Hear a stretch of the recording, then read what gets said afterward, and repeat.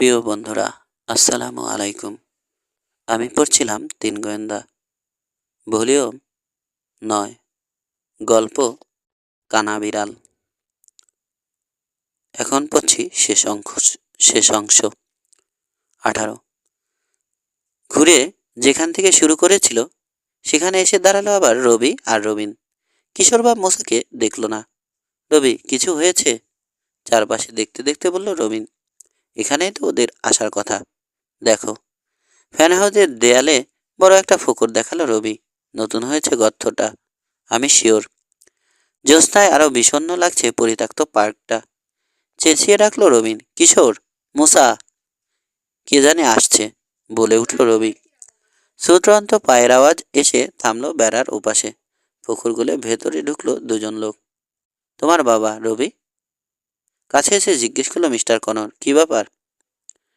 আমাদের কিছু হয়নি বাবা, আমরা ঠিকই আছি। মুসা আর কিশোরকে পাচ্ছি না। আমার টেলারে কি জানি খুঁজছিল একটা লোক, তাকে তাড়া করে এলাম এখানে। দুভাগ হয়ে খুঁজতে গেলাম। আমি আর রবিন একদিকে, কিশোর আর মুসা আরেক দিকে। তারপর আর ওদের খবর নেই। কোহেন তাহলে ঠিকই বলেছে। মিস্টার কনরের পেছনে এসে দাঁড়ালো দাড়িওয়ালা স্ট্রংম্যান। চাঁদের আলোয় চকচক করছে তার ঘামে ভেজা নগ্ন কাঁধ আর কালো বুট। বলল, আমিও দেখেছি রবির টেলারে খুঁজছে। পিছে পিছে ছুটে এলাম এখানে। ফান হাউজে ঢুকে গায়েব হয়ে গেল বেটা। মুসা আর কিশোরকে দেখেন দেখেননি? রবিন জিজ্ঞেস করলো। না তো। রবি কনর বললেন রবি কনর বললেন, দৌড়ে যাও তো, বাতি নিয়ে এসো। কয়েকজন রাফনেককে আসতে বলবে।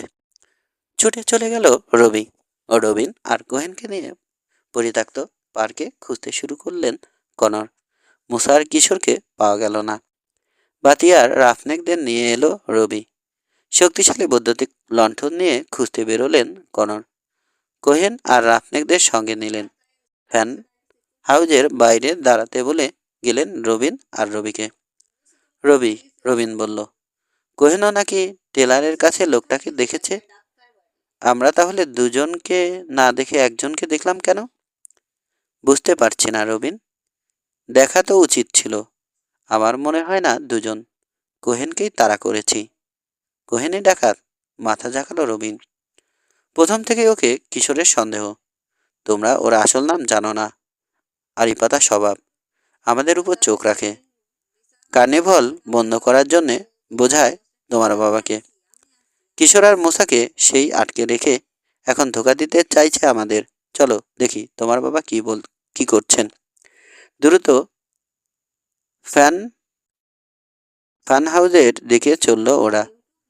ফাঁক ফোকর দিয়ে বেরোচ্ছে লণ্ঠনের আলো। ঢোকার মুখেই দেখা হয়ে গেল কনরের সঙ্গে। বেরিয়ে আসছেন। না, কোনো চিহ্নই নেই। কপালের ঘাম মুছতে মুছতে বললেন তিনি, যেন বাতাসে মিলিয়ে গেছে। কোহিনা আমাদের বোকা বানিয়েছে স্যার, ঝাঁঝালো কণ্ঠে বলল রবিন। ওই ডাকাত। মুসা আর কিশোর কোথায় জানে? কোহেন, কি বলছো? কি প্রমাণ আছে? আমি শিওর রবির টেলারের কাছে সে একাই ছিল। তাকেই তাড়া করেছিলাম আমরা। দ্বিধা করলেন কনর। এটা তো প্রমাণ হলো না। ভুলে যেও না কোহেন আমাদের সিকিউরিটি ইনচার্জ। সবখানে চোখ রাখা তার দায়িত্ব। কিন্তু তোমাকেও অবিশ্বাস করতে পারছি না। দাঁড়াও, কোহেনকে জিজ্ঞেস করি। আবার গিয়ে ফ্যান হাউসে ঢুকলেন তিনি। বাইরে অপেক্ষা করছে ছেলেরা। অস্বস্তি বোধ করছে। এক এক করে 10 মিনিট পেরোলো। অন্ধকারে পায়চারি শুরু করলো রবিন। সে কি ভুল করেছে? ফিরে এলেন কনর, থমথমে চেহারা। ফান হাউসে নেই কোহেন। রাপনেকদের নাকি বলে গেছে কার্নিভালে যাচ্ছে। কই, আমাকে তো বললো না। বলতে পারতো। চলো দেখি। তাড়াতাড়ি কার্নিভালে ফিরে এলো ওরা। কোহেনকে তার তাঁবুতে পাওয়া গেল না। টেলারেও নেই। কেউ তাকে দেখেনি। মুসার কিশোরকেও না। এবার তো আর পুলিশের কাছে না গিয়ে উপায় নেই, শঙ্কিত হয়ে বললেন মিস্টার কনর। কালো ছায়াটার দিকে হাত তুলে চেঁচিয়ে উঠল মুসা। কিশোর, ওটা অ্যানাপামো আইল্যান্ড। আশপাশে সবচেয়ে ছোট দ্বীপ। দ্বীপ থেকে মাইল খানেকও হবে না। ওটাতে উঠতে পারলেও হয়। পারবো, ওদিকেই তো ভেসে যাচ্ছি। নৌকার ধার খামচে ধরে বসে রইল দুজনে। কাছে আসছে দ্বীপটা। খারাপ আর গাছপালা আর পাথর চোখে পড়ছে এখন। পাড়ের নিচে সাদা ফেনার রেখা। ওই ওখানে সৈকত। বাইরে দেখালো মোসা। মনে হয় কথা শেষ না করেই ডাইভ দিয়ে পানিতে পড়ল সে। নৌকার পেছনে ধরে ঠেলে সাঁতরে নিয়ে চলল তীরের দিকে। অসংখ্য ছোট বড় পাথর মাথা তুলে রেখেছে এখানে সেখানে। সেগুলোর ফাঁক দিয়ে নৌকাটাকে ঠেলে নিয়ে এলো তীরের কাছে। অল্প পানিতে নেমে পড়ল কিশোর। দুজনে মিলে টেনে হিঁচড়ে এনে শুকনোয় তুলল নৌকা। যাক বাঁচলাম। বালিতে বসে পড়ল মোসা। কিশোর বলল তার পাশে কিশোর বসলো তার পাশে। বাঁচলাম আর কই, দ্বীপান্তরে পাঠানো হয়েছে আমাদের। মোসা, এখনই ফিরে যেতে হবে, নইলে ডাকাতটাকে আটকাতে পারবো না। বেশি বড় না দেখছো? কিশোরের কথায় কান নেই মুসার। দ্বীপ দেখছো? ছোট, মানুষজন কিচ্ছু নেই, খালি গাছ আর পাথর। কালকের আগে যেতে পারবো না এই দ্বীপ থেকে। তাও কপাল ভালো হলে, যদি ধার দিয়ে কোনো নৌকা টৌকা যায়। কাল অনেক দেরি হয়ে যাবে।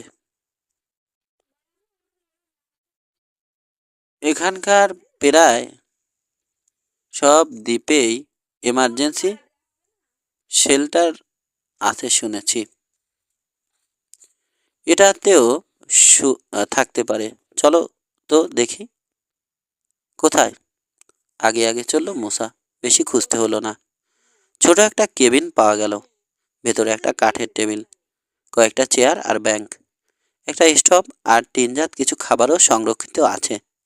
কেবিনের পেছনে একটা ছাউনি, তাতে রয়েছে দুটো ছোট নৌকার মাস্তুল, হাতল শুদ্ধ একটা ছোট হাল, দড়ির বান্ডিল, বোর্ড আর নৌকার জন্য দরকার আরো কিছু টুকিটাকি জিনিস। হাতুড়ে আর পেরেকও আছে। রেডিও নেই কিশোর, মুসা বলল। যে আশায় এসেছো, কাল সকালে কাল সকাল পর্যন্ত থাকতেই হচ্ছে আমাদের, যদি তার আগে কেউ উদ্ধার না করে। জবাব দিল না কিশোর। সাউনের জিনিসগুলোর দিকে তাকিয়ে কি ভাবছে। মুসা হঠাৎ বলল সে, পাল হলে তো আমাদের নৌকাকে চালানো যায়, তাই না? যায়, পাল আর হাল থাকলে। মাস্তুল আর হাল তো এখানেই আছে। নৌকায় আছে ক্যানভাস, পাল তৈরি করা যায়। বেশি বড় মাস্তুল, বিশেষ ভরসা করতে পারছে না মুসা। স্টেপিং থাকলেও লাগানো যাবে কিনা সন্দেহ। স্টেপিং? কিশোর পাশাও তাহলে অনেক কিছু জানে না, হাসলো মুসা। বিদ্যে ছাড়া দুর্লভ একটা সুযোগ পেল। সকেট আর সাপোর্টিং ফ্রেমে মাস্তুল আটকানোর ব্যবস্থানে নাবিকরা বলে স্টেপিং। মাস্তুলের গোড়া তো কোথাও আটকাতে হয় নাকি? এখানে দুটো বুম দেখতে পাচ্ছি, ওগুলোর একটা দিয়ে স্টেপ বানানো যায় না? নাক চুলকালো মুসা। হয়তো যায়। সিটের মধ্যে গর্ত করে ঢুকিয়ে দিতে পারলে। বোর্ড তো আছেই। টুলবক্সে করাত আর বাটালি থাকলে বানিয়ে ফেলা যাবে। না না কিশোর, হবে না, ভুলে গিয়েছিলাম। কেন হবে না? কিলি নেই নৌকাটার, তিক্ত কণ্ঠে বলল মুসা। সেন্টার বোর্ড, সাইন বোর্ড কিচ্ছু নেই। পালে বাতাস ধাক্কা দিলে নৌকা উল্টে যাবে।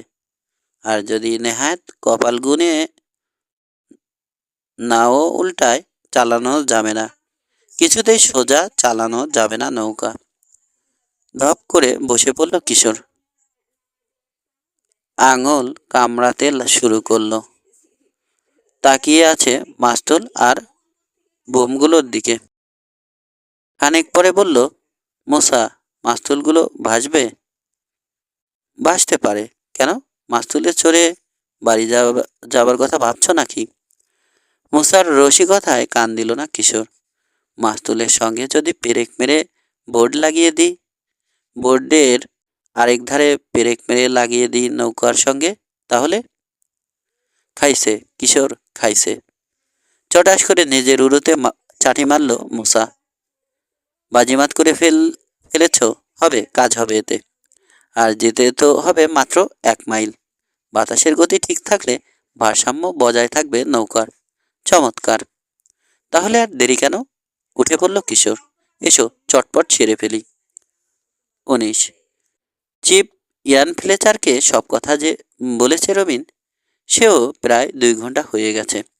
খুঁজতে বেরিয়েছে পুলিশ, কিন্তু এখনো কিশোর, মুসা কিংবা কোহেনের হদিশ করতে পারেনি। কার্নিভালের ভেতরে বাইরে অস্থিরভাবে পায়চারি করছেন চিপ। শো চলছে, উপভোগ করছে দর্শকরা। বুঝতেই পারছে না সাংঘাতিক ব্যাপার ঘটে গেছে ভেতরে ভেতরে। উৎকণ্ঠিত হয়ে আছেন মিস্টার কনর, রবি আর রবিন। তোমার ধারণা কোহেনি ব্যাংক ডাকাত? আরেকবার রবিনকে জিজ্ঞেস করলেন চিপ। হ্যাঁ, রকিবেশ থেকে পালালো কিনা বুঝতে পারছি না। অনেকেই দেখেছে বলেছে, অথচ কেউ দেখেনি। কিশোরও তাই মনে করে। ওর মনে করার যথেষ্ট কারণ নিশ্চয় আছে। ফালতু কথা বলে না কিশোর। ওর অনুমান ডাকাতটা এখনো তার জিনিস খুঁজে পায়নি। আর আমার অনুমান কোহিনী রবির টেলার ঘেটেছে তখন। তার মানে সেই ডাকাত লুকানো জিনিস খুঁজছিল। হ্যাঁ, হতে পারে। লোকটা অদ্ভুত, মিস্টার কনর বললেন। সবসময় আলাদা আলাদা থেকেছে আমাদের কাছ থেকে, কারোর সঙ্গে মিশতে পারেনি। হ্যাঁ, চোয়াল শক্ত করে ফেললেন চিপ। হুঁ, খুঁজে বের করবই তাকে। দিকে দিকে ছড়িয়ে পড়েছে পুলিশ আর কনরের রাফনেকরা। চষে ফেলছে পুরো এলাকা, খোলা অঞ্চল। কার্নিভালের তাঁবু, বুথ, টেলার, ট্রাক কিচ্ছু বাদ রাখছে না। সব কটা গাড়ি আর ট্রাক যথাস্থানে দাঁড়িয়ে আছে। কোনোটা নিখোঁজ হয়নি। কয়েকবার করে পরিত্যক্ত পার্কটায় খুঁজতে গেল ওরা। সাগরের ধারে খুঁজলো, এমনকি কার্নিভালের কাছাকাছি পথ, অলিগলি, ঘুপছি বাড়িঘরেও খুঁজে দেখলো। পেরোলো আরও 1 ঘন্টা। তিনজনের একজনকেও পাওয়া গেল না। এবার সত্যি চিন্তা লাগছে। চিপ বললেন, গেল কোথায়? ওই পার্কটাতেই সূত্র মিলবে। আমিও একবার গিয়ে দেখি। রাপনেকদের নিয়ে কয়েকজন পুলিশ তখনও পার্কে খুঁজছে। চিপ কাছে যেতেই চিৎকার শোনা গেল। ওই যে! প্রায় চেঁচিয়ে উঠলেন ফ্লেচার। নিশ্চয় কিছু পেয়েছে। বেড়ার ফোকর গলে দ্রুত পার্কে ঢুকলেন তিনি। পেছনে ঢুকলেন কনর আর 2 কিশোর। পানির কিনারে জটলা করছে পুলিশ আর রাপনেকরা। কাকে যেন ধরেছে। ছুটে গেলেন চিপ। জিজ্ঞেস করলেন, ছেলেদের পাওয়া গেল? না চিপ, একজন পুলিশ বলল, একে পেয়েছি। ঝাড়া দিয়ে হাত ছাড়িয়ে এগিয়ে এলো কোহেন। আমাকে এভাবে ধরেছে কেন? জিজ্ঞেস করুন তো। আমি কি চোর নাকি? আগে বলো, তুমি এখানে কি করছো? কঠিন কণ্ঠে জিজ্ঞেস করলেন কনর। সেটা আমার ব্যাপার। আর চুপ থাকতে পারল না রবিন। ওই ডাকাত, ওকে জিজ্ঞেস করুন মুসার কিশোরকে কি করেছে। ডাকাত? গর্জে উঠল কোহেন। আমি ডাকাত নই, গাধা কোথাকার। ডাকাতকে তাড়া করেছিলাম, বলেছি তো। গত 3 ঘন্টা তাহলে কি করছিলেন? প্রশ্ন করলেন চিপ। আমরা খুঁজতে খুঁজতে হয়রান। কোথায় ছিলেন? ডাকাতটাকে খুঁজতে এসেছি। আমার সন্দেহ মিথ্যে বলছে ও। রাগে চেঁচিয়ে উঠল রবিন। ওর দাড়িও নকল। কোহেন সরে যাওয়ার আগেই হাত বাড়িয়ে তার দাড়ি চেপে ধরলেন চিপ। হ্যাসকা টান দিতেই খুলে চলে এলো আলগা দাড়ি। সবাই তাকিয়ে রইল লোকটার দিকে। বেশ, কোহেন বলল, না হয় নকলি হলো, তাতে কি? নিজে নিজেই টেনে খুলে ফেলতে লাগলো আলগা চুল, গালের জরুল। বেরিয়ে এলো খাটো করে ছাটা চুল। চেহারার বনভাব দূর হয়ে গেল। ভদ্র চেহারার এক তরুণে পরিণত হলো স্ট্রংম্যান। কার্নিভালে সবাই চোখে পড়ার মতো পোশাক পরে, মেকআপ নেয়। চুলদারি আর জরুল ছাড়া স্ট্রংম্যানকে লোকে পছন্দ করবে না কেন? কিন্তু আমাকেও তুমি ধোঁকা দিয়েছ কোহেন, কনর বললেন। ওসব পরেই চাকরি নিতে এসেছিলে। বুঝিয়েছ ওগুলো আসল। মস্ত থাবা নাড়ল স্ট্রংম্যান। আগে সার্কাসে কাজ করেছি, বলেছি আপনাকে। সার্কাস থেকে কার্নিভালে আসে না কেউ। কার্নিভাল থেকেই সার্কাসে যায়। ভালো করেই জানেন। সম্মান খোয়াতে চায় কে? তাই চেহারা লুকিয়ে রেখেছি। ও স্ট্রংম্যানই নয়, বলে উঠল রবি। তাই না বাবা? নিশ্চয় মাসিমানব টিটানব। না, ও টিটানব নয়। কিন্তু মিথ্যে বলছে সন্দেহ নেই, রবিন বলল। কাঁধ ঝাঁকালো স্ট্রংম্যান, ফুলে উঠল কাঁধের পেশি। তাই নাকি খোকা? তাহলে সাগরের দিকে চোখ পড়তে থেমে গেল সে। আরে চিপ, দেখুন দেখুন, চিৎকার করে বলল একজন পুলিশ। সাগরের দিকে তাকালো সবাই। কালো পানি চিকচিক করছে চাঁদের আলোয়। এক অদ্ভুত দৃশ্য দেখলো ওরা। বিচিত্র এক নৌকা এগিয়ে আসছে পাল তুলে। এক পাশে কাত হয়ে আছে নৌকাটা। চ্যাপটা কি যেন একটা আটকে রয়েছে একধারে, বোঝা যায় না।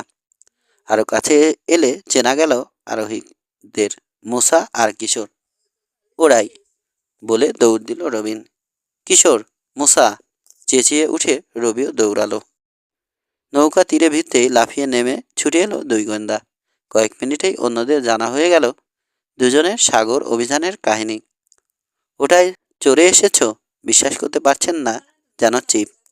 দেখলেনই তো, হেসে বলল কিশোর। মুসা খুব বড় নাবিক। চলুন, কানি বলে ডাকাতটা কি খুঁজছিল জানি।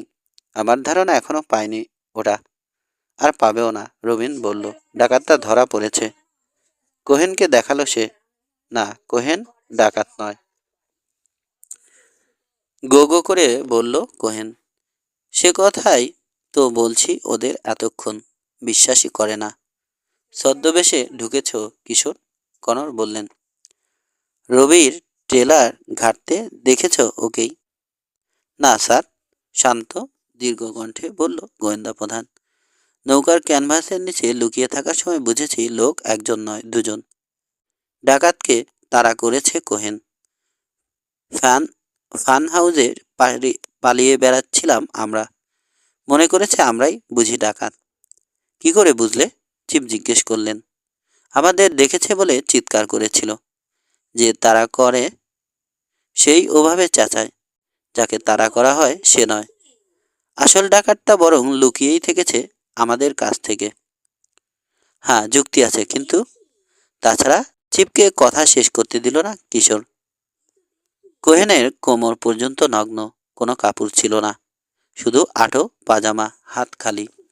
পিস্তল আর ছবি লুকিয়ে রাখার জায়গায় নেই। অথচ নৌকার দড়ি কেটে আমাদের ভাসিয়ে দিয়েছিল যে লোকটা, তার কাছে ছুরিও ছিল, পিস্তলও। ছেলেটা আপনাদের চেয়ে অনেক চালাক, আন্তরিক প্রশংসা করল স্ট্রংম্যান। আরও একটা ব্যাপার, কিশোর বলল। দুরকম পায়ের আওয়াজ শুনেছি, ভারী বুট আর রাবার সোল নরম জুতো। কোহেনের পায়ে বুট, তার মানে ডাকাতটার নরম জুতো ছিল। হেসে উঠল কোহেন। নিন, এবার হলো তো। আমি যে ডাকাত নই দিল প্রমাণ করে। তবে আপনিও দুধে ধোয়া নন, মিস্টার কোহেন। তাকে ধরল এবার কিশোর। ছদ্মবেশে ছিলেন, এটা তো ঠিক। কিছু একটা গোপন করে রেখেছেন সবার কাছ থেকে। নিশ্চয় কোনো উদ্দেশ্য নিয়ে ঢুকেছেন কার্নিভলে। আশা করি চিপের কাছে বলবেন কারণটা। স্টকম্যানের দিকে চেয়ে ঠান্ডা হাসি হাসল সে। ভুরু কুচকে কোহেনের দিকে তাকালেন চিপ। জোরে নিঃশ্বাস ফেলে হাল ছেড়ে দেওয়ার ভঙ্গি করল কোহেন। তুমি সাংঘাতিক চালাক কিশোর পাশা, দেখে কিন্তু মনেই হয় না। ধরা যখন পড়েছি, না বলে আর উপায় কি?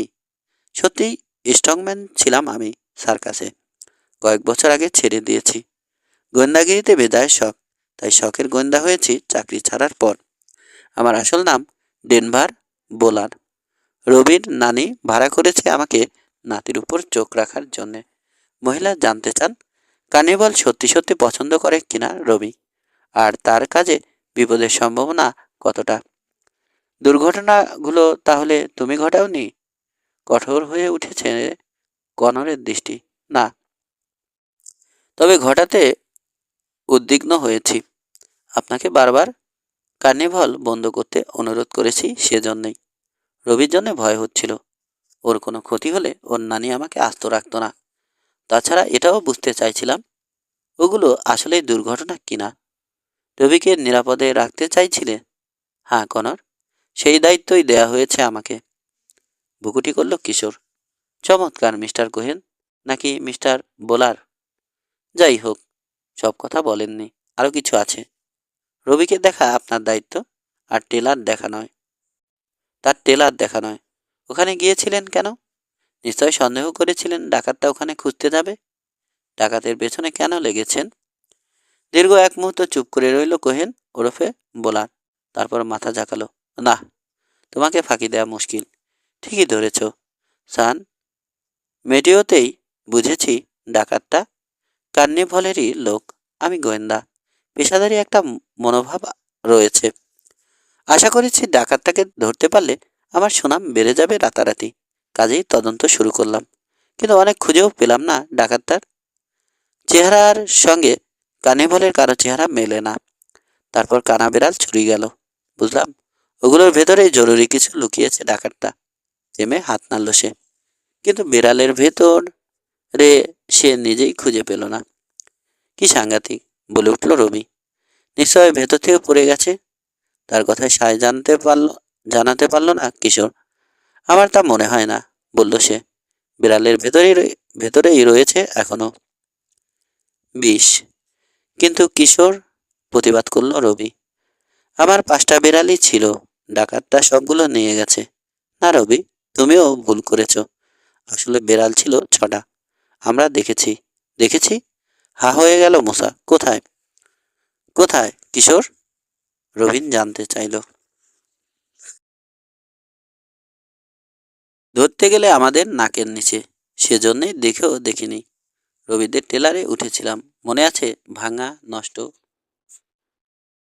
পুরস্কার, চেঁচিয়ে উঠল রবি। মেরামত করার জন্য রেখেছি ঝুড়িতে। আরেকটা কানা বেড়াল আছে ওখানে। সান মেটিও পুড়ে গিয়েছিল।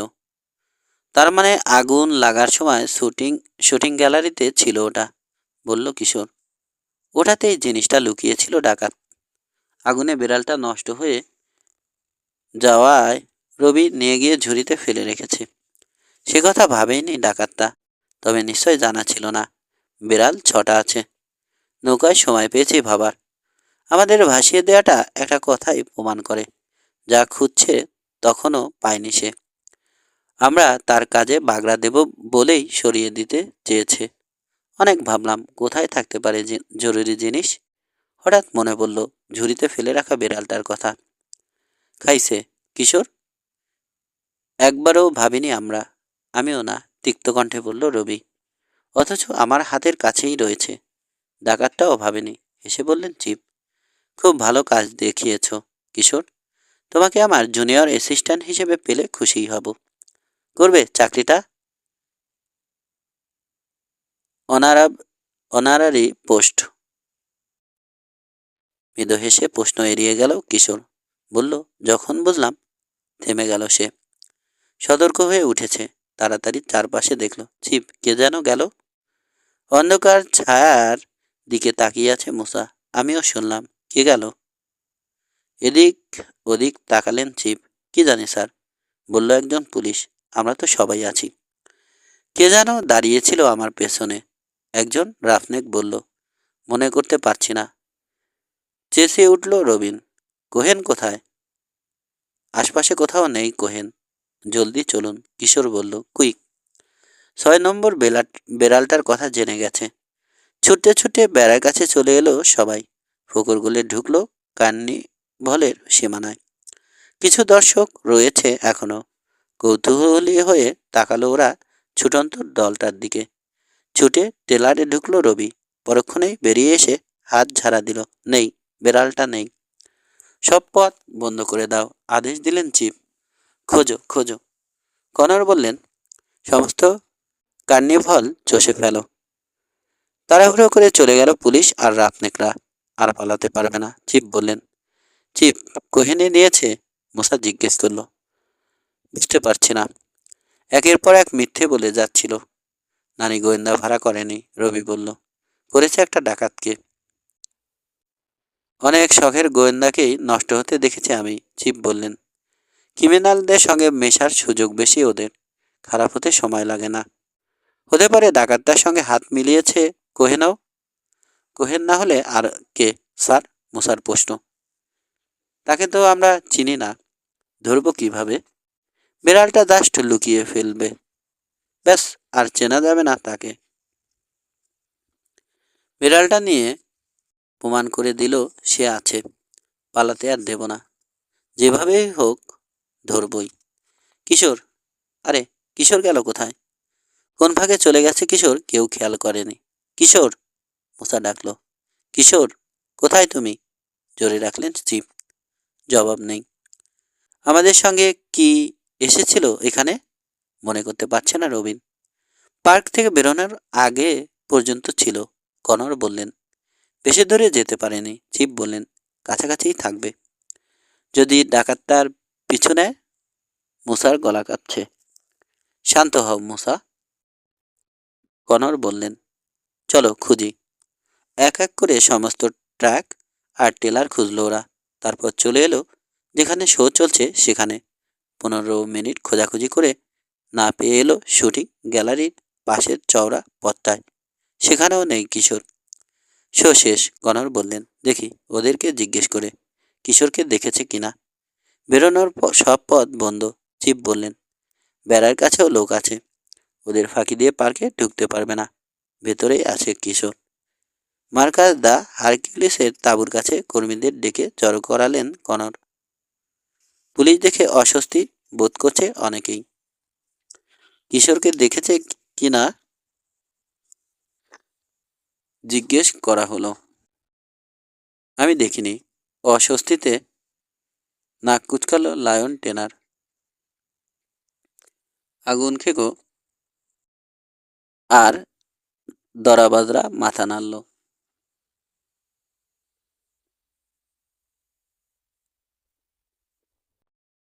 বিচিত্র ভঙ্গিতে 2 লাফ দিল খাটো ভার।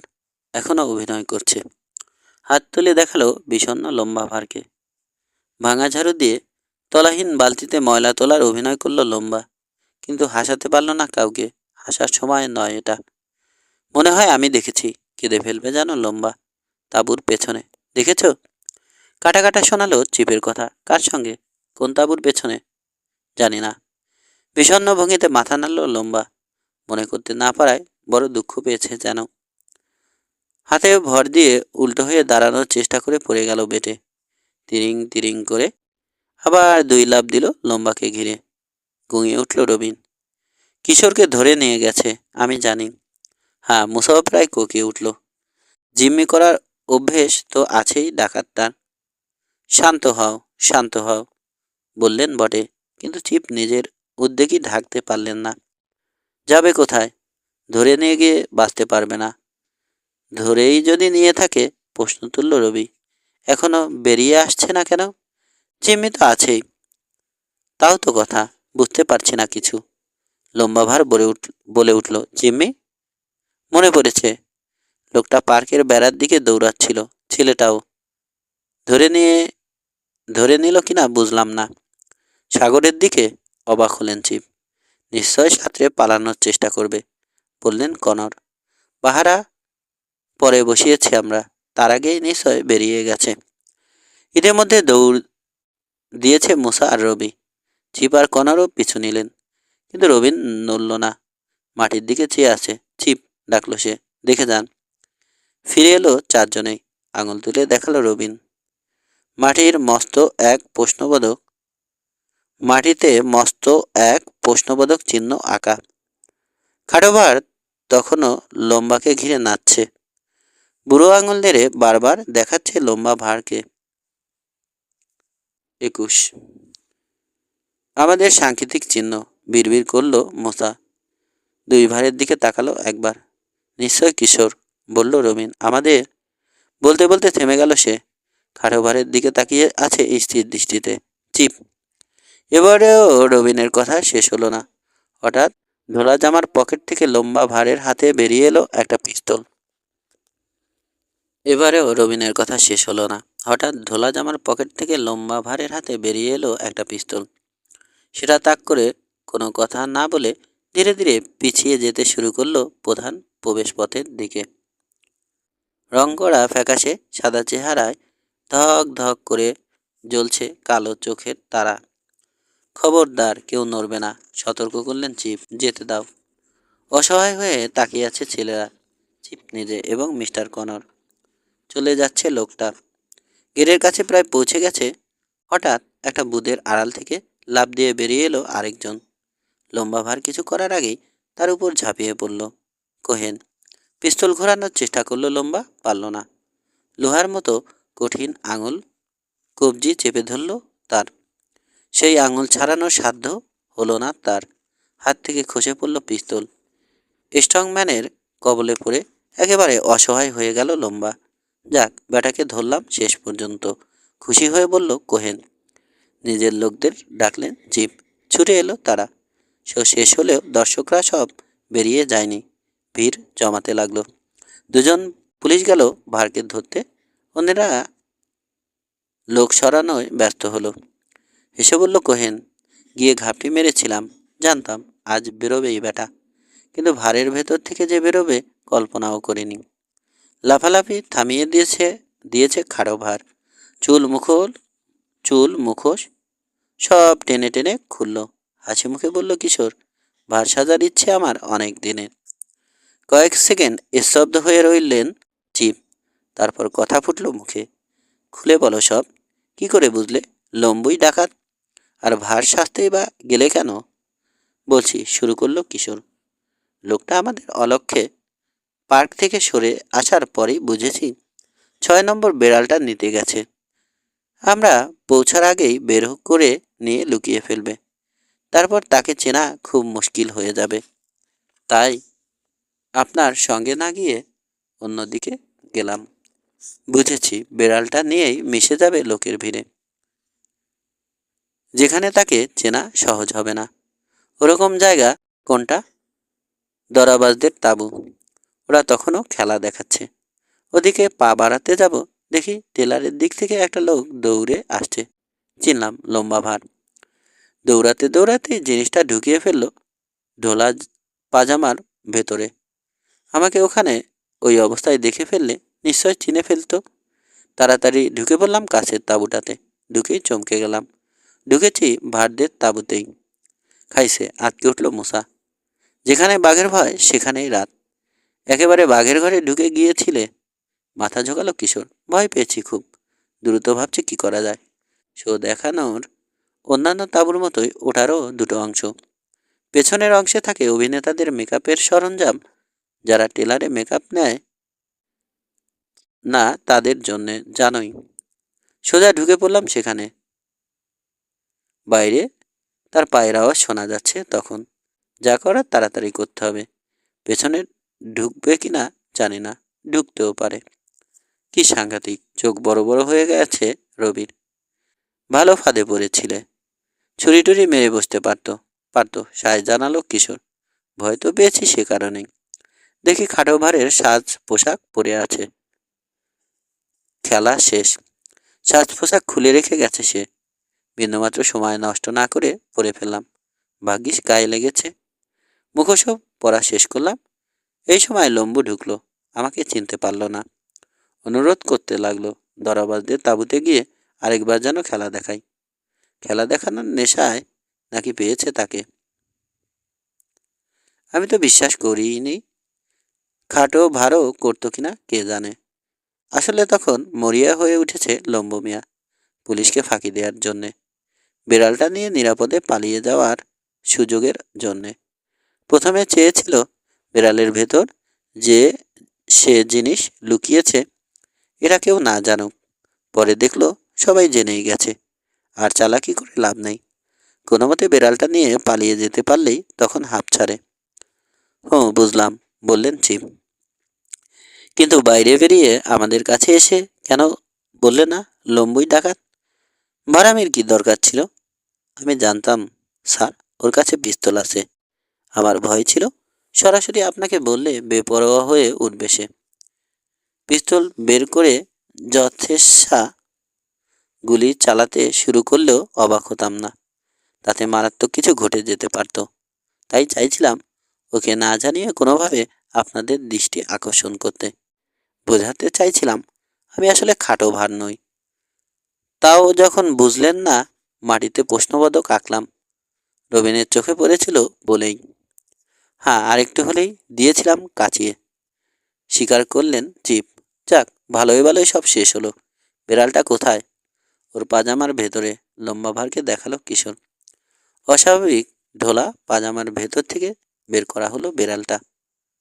ওটার ভেতর থেকে বেরোলো ছোট এক টুকরো কার্ডবোর্ড। Left luggage ticket. টুকরোটা হাতে নিয়ে বিড়বিড় করলেন চিপ। টাকাগুলো নিয়ে গিয়ে লুকিয়ে রেখেছে ওখানে। আরেকটা রহস্যের সমাধান হলো। এখন দেখা যাক ভাঁড়ের আড়ালে লুকিয়ে আছেন কোন মহাজন। ভাঁড়ের পরচুলা আর উইক নিজের হাতে খুললেন চিপ। পিছিয়ে গেলেন এক পা। বোকা হয়ে গেছেন যেন। বোকা হয়ে গেছেন যেন। ভাঁড়ের মুখোশের আড়াল থেকে বেরিয়ে এসেছে সাদা চুল এক বৃদ্ধ। বয়স 65-র কম নয়। ও ও ডাকাত নয়। মাথা নাড়লেন চিপ। ও নয়। আমিও তাই বলতে চাইছিলাম, কনর বললেন। ডাকাতি করার বয়সই নেই। আর যাই করুক, বয়স কেউ লুকাতে পারে না। আর দেয়াল বেয়ে ওঠাও তার কর্ম নয়। আমি ডাকাত নই। দীর্ঘশ্বাস ফেলল ভার। গোবেচারা চেহারা। $10,000 লোভ দেখিয়ে আমাকে দিয়ে টেলার থেকে বেড়ালটা চুরি করিয়েছে। পিস্তলটা ওই দিয়েছে। কি করে ব্যবহার করতে হয় তাই জানি না। আপনাদের ভয় দেখিয়ে খুব অন্যায় করেছি।